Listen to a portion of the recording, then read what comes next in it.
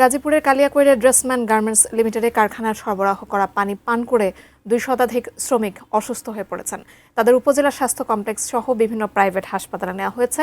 কালিয়াকৈর উপজেলা স্বাস্থ্য কমপ্লেক্স থেকে বিস্তারিত জানাতে যুক্ত হচ্ছেন আমাদের প্রতিনিধি শিহাব খান। শিহাব, এখন পর্যন্ত আসলে পানিতে কোনো রকম দূষিত কিছু পাওয়া গেছে কিনা এবং আহত যারা আছেন, যাদেরকে হাসপাতালে ভর্তি করা হয়েছে, তাদের কি অবস্থা?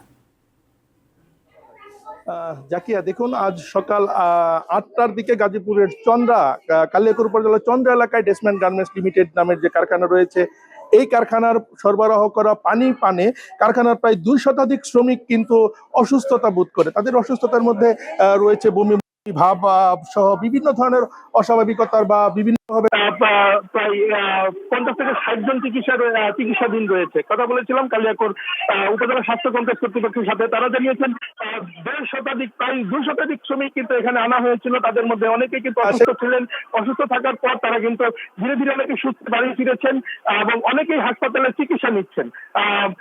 এই পানিটার আসলে কি ধরনের সমস্যা ছিল এটা জানার জন্য কালিয়াকৈর উপজেলা স্বাস্থ্য কমপ্লেক্স কালিয়াকৈর উপজেলা নির্বাহী কর্মকর্তা ফখরুল সাহেব জানিয়েছেন যে এই পানি নমুনা পরীক্ষা করা হবে। নমুনা পরীক্ষা করে পানির মধ্যে কি ধরনের কেমিক্যাল ছিল বা বিষাক্ত কোনো কিছু ছিল কিনা বা কেন কি ধরনের সমস্যা ছিল এটা জানার জন্য কালিয়াকৈর উপজেলা স্বাস্থ্য কমপ্লেক্স কালিয়াকৈর উপজেলা নির্বাহী কর্মকর্তা ফখরুল সাহেব জানিয়েছেন যে এই পানির নমুনা পরীক্ষা করা হবে। নমুনা পরীক্ষা করে পানির মধ্যে কি ধরনের কেমিক্যাল ছিল বা বিষাক্ত কোনো কিছু ছিল কিনা বা কেন শ্রমিকরা অসুস্থ হয়েছেন তা কিন্তু তারা